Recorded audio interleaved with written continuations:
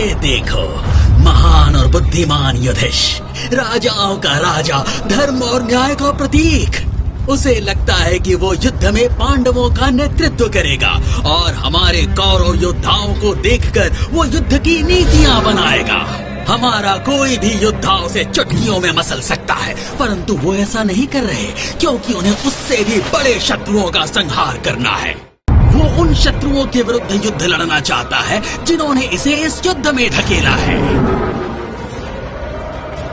कदाचित वो मेरे बारे में भूल गया। जब वो कुछ समय के लिए इंद्रप्रस्थ का राजा बना था, तब कहा जाता था कि युधिष्ठिर एक आदर्श राजा है।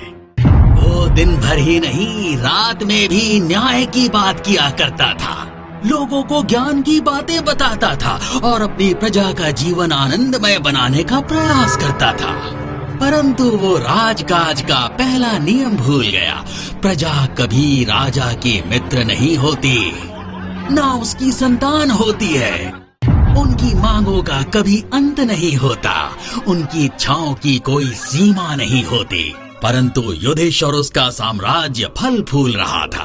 उसने भी एक अच्छे किसान की तरह बीज बोए थे और बड़े प्यार से अपने खेतों की देखभाल कर रहा था। परंतु जब फसल तैयार हो जाती है, तब फसल काटने वालों की कोई कमी नहीं रहती। युधिष्ठिर नित्य शाम ढलने के बाद कुछ देर के लिए विश्राम करता था। वो राजकाज भूलकर उतने समय के लिए एक सामान्य मनुष्य बन जाता था।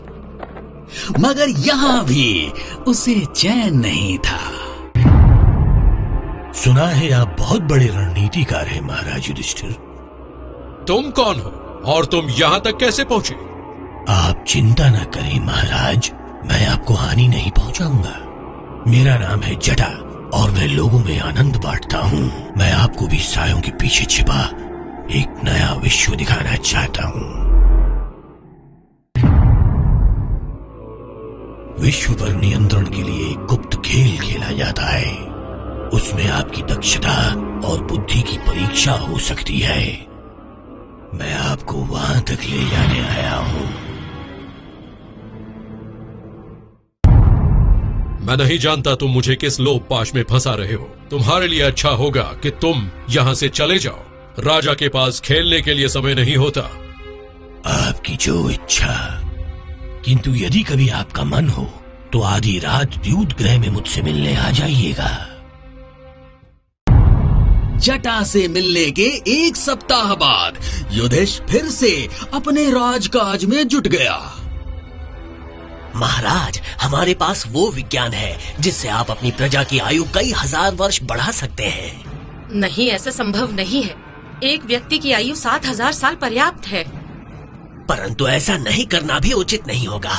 आपका क्या आदेश है महाराज?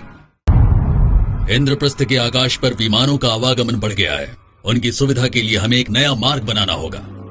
ये मूर्ख है जो विमानों को हमारा भविष्य मान रहा है। मेरे पास एक ऐसी योजना है जिससे परिवहन व्यवस्था को और सुचारू बनाया जा सकता है। आपका क्या आदेश है महाराज? अब तो उसके मूर्ख भाई भी ये समझ चुके थे कि कहीं कुछ गड़बड़ है। तुम द्यूत ग्रह के बारे में क्या जानते हो?